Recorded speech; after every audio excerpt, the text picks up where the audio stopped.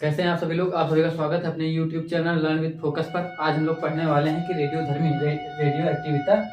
Activity क्या होती है। रेडियो धर्मिता।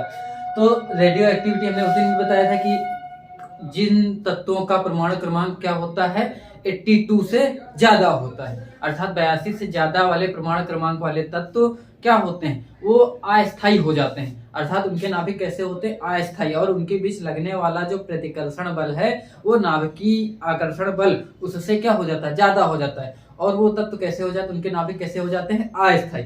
और उनके नाभिक जो अस्थायी हो जाते हैं वो स्थायी नाभिकों में बदलने के लिए क्या करते हैं, लगातार अल्फा बीटा और गामा पार्टिकल्स का क्या करते रहते हैं, अल्फा बीटा कण और गामा रेज का क्या करते रहते हैं, उत्सर्जन करते रहते हैं। और जिस कारण उत्सर्जन करते हैं, इसके जिन तत्वों में ये उत्सर्जन होता है उनको रेडियो एक्टिव क्या कहते हैं, रेडियो धर्मी तत्व कहते हैं, या रेडियो एक्टिविटी एलिमेंट्स कहते हैं, रेडियो एक्टिव एलिमेंट्स कहते हैं। और इनके इस गुण को हम लोग क्या कहते हैं, रेडियो धर्मिता। तो हम लोग क्या कहेंगे कि जिन तत्वों का परमाणु क्रमांक क्या होता है 82 से ज्यादा, जिन तत्वों का मतलब हम कहेंगे जो एलिमेंट्स क्या होते हैं 82 से अधिक होते हैं, जिनका एटॉमिक नंबर क्या हो, जिनका एटॉमिक नंबर या परमाणु क्रमांक ऐसे लिख लो, जिनका परमाणु 82 से ज्यादा क्या परमाणु क्रमांक वो सारे तत्व क्या होते हैं, रेडियो धर्मी तत्व होते हैं। कैसे तत्व होते हैं, रेडियो धर्मी तत्व होते हैं। क्यों रेडियो धर्मी तत्व होते हैं, क्यों, क्योंकि इनके बीच नाभिक के बीच लगने वाला प्रतिकर्षण बल, नाभिक में प्रोटॉनों के बीच, क्योंकि प्रोटॉन ही होता है नाभिक के अंदर, प्रोटॉनों के बीच लगने वाला कौन सा बल, प्रतिकर्षण बल किससे ज्यादा हो जाता है, नाभिकीय बल से। ठीक है, अच्छा, नाभिकीय बल हम लोग पढ़ चुके थे। नाभिकीय बल क्या होता था, जो नाभिक को बांधे रखने के लिए जिम्मेदार होता था, अर्थात स्थायी नाभिक। और हमने देखा भी था कि जिन न्यूट्रॉनों और प्रोटॉनों के बीच का अनुपात 1:1 होता था वो सबसे स्थायी होते थे। और हमने देखा कि जिनका अनुपात 1.5 से ज्यादा हो जाता है 1.5 से, वो नाभिक स्थायी नहीं होते हैं, अस्थायी हो जाते हैं। क्यों, क्योंकि उनके बीच लगने वाला प्रतिकर्षण बल नाभिकीय बल से क्या हो चुका होता है, ज्यादा हो चुका होता है। तो हमने देखा, और इन तत्वों को हम क्या कहते हैं, रेडियो धर्मी तत्व कहते हैं। और इनके इस गुण को, और अच्छा क्यों, क्योंकि ये अल्फा बीटा कण और गामा इसको क्या कहते हैं, गामा तरंगों का उत्सर्जन करते हैं, तरंगों का क्या करते रहते हैं, उत्सर्जन करते रहते हैं। यह गुण क्या कहलाती है, यह गुण रेडियो धर्मिता कहलाती है। क्या कहलाती है, रेडियो धर्मिता। तो रेडियो धर्मिता क्या है, ऐसे पार्टिकल जिनका परमाणु क्रमांक क्या होता है 82 से ज्यादा होता है, वो क्या करते हैं, अल्फा बीटा तथा गामा रेज का उत्सर्जन करते रहते हैं। और इनके इस गुण को हम लोग क्या कहते हैं, रेडियो धर्मिता कहते हैं। और इन तत्वों को रेडियो धर्मी तत्व भी कहते हैं। क्या कहलाती, रेडियो धर्मिता कहलाती। ठीक, रेडियो धर्मिता कहलाती। मैंने बाकी समय बचाने के लिए आपका लिख दिया है। अच्छा, रेडियो धर्मिता क्या है, जैसे कोई कहे कि अल्फा कण निकल रहा है या बीटा कण निकल रहा है, तो मतलब क्या, अल्फा कण का मतलब ये है कि उसके नाभिक से 2 प्रोटॉन निकलने आए, या हम कहें 2 अल्फा कण का मतलब ये होता है कि उसके नाभिक से कितने प्रोटॉन निकले हों, 2। या हम कह सकते हैं प्रोटॉन का मतलब ये होता है क्या, उनके नाभिक से 2 परमाणु क्रमांक में कितने की कमी आ गई हो, 2 की। क्यों ऐसे, उसको हम अभी सीखेंगे। अल्फा डिकाई में तत्वांतरण क्या होता है, किसी एक तत्व का दूसरे तत्व में, तत्व का अंतरण मतलब एक तत्व का दूसरे तत्व में रूपांतरण ही क्या कहलाता है, तत्वांतरण कहलाता है। अर्थात एक तत्व का दूसरे तत्व में परिवर्तित हो जाना तत्वांतरण कहलाता है। और इसकी खोज किसने की थी, सर्वप्रथम इसको किसने बताया था, सोडी ने बताया था। किसने बताया था, सोडी ने बताया। क्यों बताया था, कहा कि ये, क्योंकि ये ऐसा क्यों होता है, क्यों, क्योंकि ये बेकुरल किरणों को उत्सर्जित करते रहते हैं। याद रखना कि रेडियो धर्मिता की खोज सबसे पहले किसने की थी, बेकुरल ने की थी। किसने की थी, हेनरी बेकुरल ने की थी। अच्छा, हेनरी बेकुरल ने कैसे पता चला, कहा जाता है कि कोइंसिडेंटली कि उन्होंने क्या किया था कि फोटोग्राफिक प्लेट को क्या किया था, फोटोग्राफिक प्लेट को जो है उन्होंने काले पेपर में लपेट कर रख दिया था। और फिर उन्होंने देखा कि वो जो फोटोग्राफिक प्लेट है वो प्रभावित हो गई। क्यों प्रभावित हुई, तो उन्होंने देखा कि उसके सामने यूरेनियम धातु का एक अयस्क रखा हुआ। अच्छा, ऐसा कुछ एक्सीडेंटली होता नहीं है कि इतने एक्सीडेंटली कैसे हो जाएंगे। मतलब एक तो उन्होंने क्या किया कि फोटोग्राफिक प्लेट में जो है क्या किया, उन्होंने फोटो काले पेपर में फोटोग्राफिक प्लेट रखी। फिर उन्होंने क्या किया कि सामने यूरेनियम धातु का अयस्क भी रखा, और उसके बाद फिर उसको लपेट के क्या रखने की जरूरत थी। जब उसको उन्होंने निकाल के देखा तो क्या वो प्रभावित हो गई, मतलब उस पर कुछ इफेक्ट आया। तो उन्होंने कहा ये इफेक्ट कैसे आया, और इफेक्ट भी उन्होंने कैसे पता लगाया कि कोई बाहर से, कमरा ऐसा बंद था, अंधेरे में था कि कोई बाहर से रेज आ भी नहीं सकती थी, इतना एक्सीडेंटली कुछ होता नहीं है। इसका मतलब वो प्रयास कर रहे थे कुछ चीजों का, और उनको वो सफलता एक दिन अचानक लगी। तो वो देखे कि जो रेडियो, हम क्या कह सकते हैं कि फोटोग्राफिक प्लेट किसमें लपेटी हुई थी, काले पेपर में रखी हुई थी। काले पेपर में एक फोटोग्राफिक प्लेट रखी हुई थी, और सामने यूरेनियम का अयस्क था, और कमरा पूरा बंद था कि जिससे कोई बाहर की रे ना आए। फिर इन्होंने जब इसको खोल के देखा तो देखा कि प्रभावित हुई। तो प्रभावित कैसे हुई, तो उनको समझ में आया कि ये जो यूरेनियम का अयस्क है, इससे कुछ ना कुछ कोई रे निकली हैं, और जो इसको प्रभावित करती हैं। और जो कि जो रे निकली हैं, इसलिए किसने पता लगाया था, बेकुरल ने। तो इसलिए इनको बेकुरल रेज भी कहा गया, या बेकुरल किरणें भी कहा गया। इसके बाद इस पर जो है मैडम क्यूरी और उसके पति जो है पीरे क्यूरी ने बहुत काम किया, और फिर जो है उन्होंने और इससे भी ज्यादा रेडियो एक्टिव एलिमेंट यूरेनियम की खोज की, जिससे कई लाख गुना ज्यादा रेडियो एक्टिव था। तो इसके बाद किसने बताया, मैडम क्यूरी और उनके पति पीरे क्यूरी ने इसके बारे में और बताया। कौन से तत्व की खोज की, रेडियम की खोज की। बाद में फिर रेडियम, थोरियम, पोलोनियम, बहुत सारे रेडियो एक्टिव एलिमेंट की खोज हुई। लेकिन सोडी ने क्या बताया कि ऐसा क्यों होता है कि जो अस्थायी नाभिक होते हैं, क्या होते हैं, अस्थायी नाभिक का स्थायी नाभिक में जो परिवर्तन है, ये इसी का क्या होता है, केवल परिणाम होता है। और हमने सीख भी लिया है, जिनके प्रमाण क्रमांक 82 से ज्यादा होते हैं वो क्या हो जाते हैं, रेडियो एक्टिव हो जाते हैं। अच्छा, 82 से ज्यादा प्रमाण क्रमांक होने का मतलब क्या है, जिनके भी प्रमाण क्रमांक बढ़ते जाएंगे, हम कहेंगे तत्व उतना ही उसका द्रव्यमान उतना ज्यादा क्या होता जा रहा, बढ़ता जा रहा। अर्थात जितने तत्व भारी होते जाते हैं, इसका मतलब जो रेडियो एक्टिव एलिमेंट्स होते हैं, ये किनमें होता है, ये भारी एलिमेंट्स में होता है। क्यों, हल्के एलिमेंट्स में नहीं होता। क्यों, क्योंकि 82 से जब ज्यादा होगा तभी ऐसा होना चालू होता है। तो यहाँ तक कि हमको समझ में आया ये क्या होता है, अस्थायी नाभिक का स्थायी नाभिक में परिवर्तन का परिणाम है। तो इसके बाद अल्फा जो होता है, हमने कहा ना कि रेडियो एक्टिव एलिमेंट में 3 कण, अल्फा, बीटा कण और गामा रेज उत्सर्जित होती हैं। तो जो अल्फा कण होता है, ये क्या होता है, तो अल्फा कण खोज किसने की थी, हेनरी बेकुरल ने की थी, हमने भी ऊपर देखा। और जब हेनरी बेकुरल ने अल्फा कणों की खोज की, और जब किसी भी एलिमेंट से एक अल्फा कण निकलता है, नीचे वाला आपको दिख ही रहा होगा, जब एक अल्फा कण निकलता है, मान लीजिए किसी भी कण से एक अल्फा कण निकलने का मतलब होता है कि उससे अगर एक अल्फा कण निकलेगा तो उसके प्रमाण क्रमांक में कितने की कमी आएगी, प्रमाण क्रमांक में 2 की कमी आती है। कितने की कमी, 2 की कमी होती है। और उसके जो प्रमाण द्रव्यमान और उसके द्रव्यमान में 4 की जो है कमी होती है। कितने की कमी, 4 की। ठीक, इसका मतलब हम चूंकि नीचे वाले को क्या कहते थे, जेड, ऊपर वाले को ए, तो हम कहेंगे ए में कितने की कमी, 4 की, और जेड में कितने की कमी, जेड डिक्रीज बाई 2 और ए डिक्रीज बाई 4। अर्थात एक अल्फा कण निकलेगा तो उसके प्रमाण क्रमांक में 2 की कमी हो जाएगी और उसके द्रव्यमान में 4 की कमी होगी। अर्थात मैंने कहा कि कोई भी एक एक्स रेडियो एक्टिव एलिमेंट है और इसका प्रमाण क्रमांक कितना है, 92 है, और इसका जो है द्रव्यमान कितना है, द्रव्यमान संख्या कितनी है, 236 है। अगर एक अल्फा कण निकलेगा तो प्रमाण क्रमांक में कितने की कमी करेंगे, 2 की कमी हुई, और प्रमाण द्रव्यमान संख्या में कितने की कमी करेंगे, 4 की। तो जब 236 से 4 कम करोगे तो कितना बचेगा, 232 बचेगा। इधर 2 कम कर दोगे तो कितना हो जाएगा, 90। तो कितना हुआ, 90।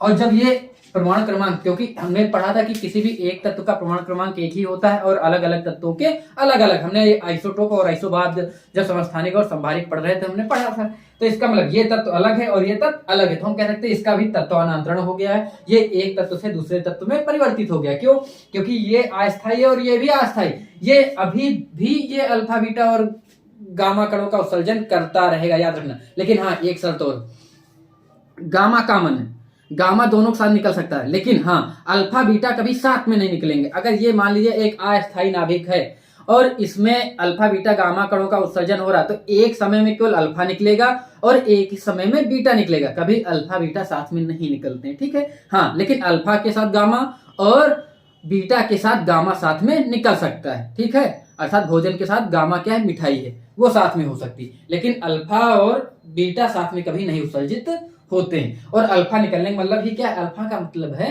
कि उसके परमाणु क्रमांक में कितने की कमी, 2 की कमी, और परमाणु द्रव्यमान में कितने, द्रव्यमान संख्या में कितने की कमी हो जाएगी, 4 की कमी। आप लोग ये याद रखेंगे, बहुत बार पूछा जाता है। तो द्रव्यमान संख्या में 4 की कमी हो जाएगी। और चूंकि ये 2 की कमी, 4 की कमी अल्फा कण का ये किससे मिलता था, ये हीलियम के नाभिक से मिलता था। क्यों? क्योंकि हीलियम के नाभिक में परमाणु क्रमांक कितना होता है, उसका 2 होता है, अर्थात उसके परमाणु क्रमांक कितना होता है, 2, याद रखना। अर्थात 2 का मतलब यहाँ प्रोटॉन की संख्या कितनी, 2। फिर न्यूट्रॉन की संख्या निकालना चाहे तो 4 से 2 घटाएंगे तो ये भी कितना बचेगा, 2। अर्थात हीलियम के नाभिक में क्या होते हैं, 2 प्रोटॉन होते हैं और 2 न्यूट्रॉन होते हैं। ठीक है, तो ये याद रखेंगे हम लोग। इसके बाद कि इतने की ये क्या रही, कमी आती। फिर हमने देखा कि एक, इसीलिए इसको एक अल्फा कण को हम ऐसे भी लिख सकते थे, कैसे कि किसी से अल्फा कण निकल रहा है तो हम कह सकते हैं 2He4 भी निकल रहा है। ठीक है, क्यों? क्योंकि अल्फा कण का मतलब ही क्या कि वो नाभिक के उसके बराबर होता है। ठीक है, तो एक अल्फा कण का मतलब ये हो गया। और प्लस साथ में क्या निकलती है, एनर्जी निकलती है। क्या निकलती है, ऊर्जा भी उत्सर्जित होती है। तो अल्फा कण ये हो गया। फिर याद रखेंगे कि अल्फा कणों की चाल जो है प्रकाश की चाल का 1/15 होती है। इनकी स्पीड कितनी होती है, प्रकाश के चाल का 1/15, speed of light, speed of light, अर्थात प्रकाश के चाल का 1/15 होती है। याद रखना, इसकी स्पीड कितनी होती है, प्रकाश के चाल का 1/15 होती है। जो बीटा है ये लगभग प्रकाश के चाल का होता है, अर्थात 99% तक की प्रकाश की चाल के बराबर होता है। और गामा क्या होती है, ये प्रकाश के चाल के बराबर होती है। अब मैं सबसे बात करूं कि जो ये है, ये इन दोनों की अपेक्षा भारी है, इन दोनों की अपेक्षा ये सबसे ज्यादा भारी है, उससे कम भारी ये है, और सबसे कम हल्का, इसको हम लोग द्रव्यमान विहीन कहते हैं, या हम कह सकते हैं शून्य द्रव्यमान का है, ये सबसे कम है। और इसकी चाल याद रखना कि आइंस्टाइन ने भी बताया था कि जो कोई भी तत्व है, अगर वो तत्व प्रकाश की चाल से चल रहा है, अर्थात प्रकाश की चाल से चलने के लिए पहली शर्त यही होती है कि उस तत्व का द्रव्यमान कितना होना चाहिए, शून्य होना चाहिए। अर्थात किसी भी तत्व की स्पीड, कोई भी चीज है दुनिया में, अगर वो प्रकाश की चाल के बराबर चल रहा है तो उसका द्रव्यमान क्या होना चाहिए, शून्य होना चाहिए। दूसरा उन्होंने बताया था कोई चीज अगर चल रही है तो उसका जो द्रव्यमान है वो वेरी करता रहता है, अर्थात बदलता रहता है। इसलिए अभी हम लोग जब बीटा पार्टिकल का पढ़ेंगे तो उसमें बताया जाएगा कि जो बीटा पार्टिकल है उसका रेस्ट में, अर्थात किसी भी पार्टिकल के हम द्रव्यमान की तुलना करते हैं तो किसमें लेते हैं, रेस्ट में लेते हैं। तो रेस्ट में इसका द्रव्यमान लगभग कितना होता है, शून्य। तो हम लोग पढ़ेंगे कि हाँ अल्फा कण, इसकी स्पीड सबसे ज्यादा होती है। अच्छा, कोई चीज स्पीड में है तो याद रखिए, मतलब स्पीड सबसे कम है और भारी है। अगर कोई भारी भरकम आदमी जो है भीड़ में चले, मेले वगैरह, कुंभ के मेले में, तो क्या होगा, वो ज्यादा से ज्यादा लोगों को इधर उधर धक्का मुक्की करके हटाता जाएगा। स्पीड कम है, भारी आदमी ऐसे ऐसे चल रहा है, अर्थात हम कह सकते हैं कि इसकी जो आयनन क्षमता, आयनन मतलब अलग अलग करना, तो हम कह सकते हैं कि जो अल्फा कण है इसकी आयनन क्षमता, में इसको मिटा देता हूं, क्या कह सकते हैं हम लोग कि इसकी आयनन क्षमता जो है वो क्या होती है, सबसे ज्यादा होती है। आयनन क्षमता, आयनन क्षमता याद रखना, पूछा जाता है, कई बार पूछा गया। आयनन क्षमता तीनों में क्या होती है, सर्वाधिक होती है, लेकिन स्पीड कम है।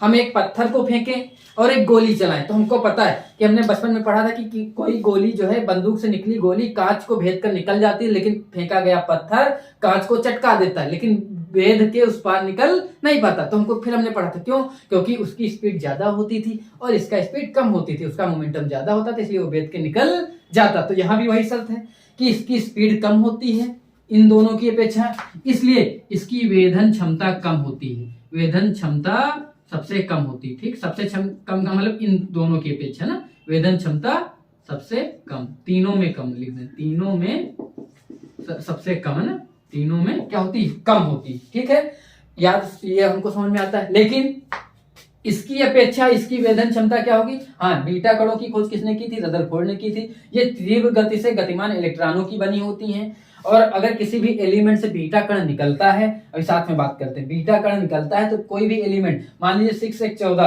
अर्थात इसका परमाणु क्रमांक कितना है और द्रव्यमान संख्या 14 है, और इससे एक बीटा कण निकले, तो जब बीटा कण निकलता है तो ये -1 का मतलब, अर्थात इसके जो है क्या होगा कि परमाणु क्रमांक में 1 की वृद्धि हो जाएगी। और ये याद रखना, हम इनको कह सकते हैं फादर न्यूक्लियाई, पापा हैं, और ये इनके डाटर है। क्यों? क्योंकि दूसरा बना है। ये हम क्या कहते हैं इसको? ये नहीं, यहाँ पे ये डाटर न्यूक्लियस है, ठीक है। तो इसके बारे में बहुत ज्यादा जानना जरूरी नहीं, लेकिन जब बीटा कण निकलेगा तो इसके परमाणु क्रमांक में 1 की वृद्धि हो जाएगी, लेकिन द्रव्यमान संख्या क्या होगी? रिमेन होगी। अर्थात ए क्या होगा? सेम रहेगा, और जेड में क्या होगी? 1 की कमी होगी, ठीक, 1 की कमी होगी। हाँ, और याद रखना कि इससे एनर्जी भी निकलती है और एंटी न्यूट्रिनो, इसको हम एंटाई न्यूट्रिनो भी कहते हैं। इसके ऊपर बात देखो, जब न्यूट्रिनो है बार लगा दिया तो एंटी हो गया। सबके जो है प्रतिकण होते हैं, एंटी पार्टिकल होते हैं। जैसे इलेक्ट्रॉन का एंटी पार्टिकल क्या होता है? पॉजिट्रॉन होता है। और क्यों होता है इसके बारे में बहुत ज्यादा जानना जरूरी नहीं, आप जब पढ़ेंगे तो मोमेंटम को बराबर रखने के लिए होता है कि मोमेंटम दोनों का एक जैसा होना चाहिए, सेम बॉडी के लिए।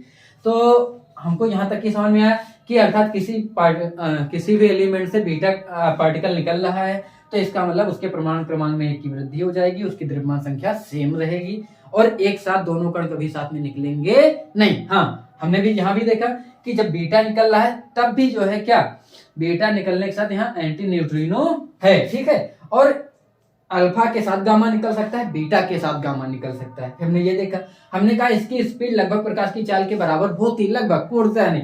तो इसमें क्या होती है कि इसकी स्पीड ज्यादा होगी तो इससे ज्यादा वेधन क्षमता इसकी होगी, तो हम कह सकते हैं कि इसकी वेधन क्षमता क्या होगी? अल्फा से ज्यादा, और आयनन क्षमता कम हो जाएगी। क्यों? क्योंकि इसकी स्पीड ज्यादा है, वो पृथक कर ही नहीं पाएगा, पहले निकल जाएगा। और यह उससे हल्का भी है, कोई हल्का आदमी है तो वो भी कम वेध पाएगा, तो हम कहेंगे मतलब आयनित कर पाएगा। तो आयनन क्षमता अल्फा से कम, आयनन क्षमता किससे कम हो गई? अल्फा से कम, सॉरी अल्फा, हाँ अल्फा कण से क्या हो गई? कम हो गई। और वेधन क्षमता अल्फा से क्या हो गई? ज्यादा हो गई। प्रकाश की चाल का 99% इक्वल है ना। फिर इसके बाद गामा गामा डिकाई क्या होता है? अर्थात गामा कणों का निकलना, गामा रेज का निकलना क्या होता है? इसकी खोज मैरी क्यूरी और पेरे क्यूरी ने की। ये कम तरंग दैर्घ्य की इलेक्ट्रोमैग्नेटिक वेव्स हैं, अर्थात विद्युत चुंबकीय क्या हैं? तरंगे हैं। ये द्रव्यमान विहीन होती हैं, आवेश विहीन होती है, अर्थात इन पर कोई भी चार्ज नहीं होता। हाँ, अब चार्ज से हमको याद आया कि इस पर कौन सा चार्ज होता है? अल्फा कण निकल रहे हैं, और अल्फा पे कौन सा होता है? धनात्मक आवेश होता है। इनमें कौन सा होता है? धनात्मक आवेश होता है। और याद रखना कि हमने बचपन में पढ़ा होगा, ऐसा बनाया जाता था कि किसी भी अंदर कोई भी ये रेडियो एक्टिव एलिमेंट रखते थे। फिर हमने देखा था कि इधर अगर एनोड है और इधर क्या है? कैथोड है।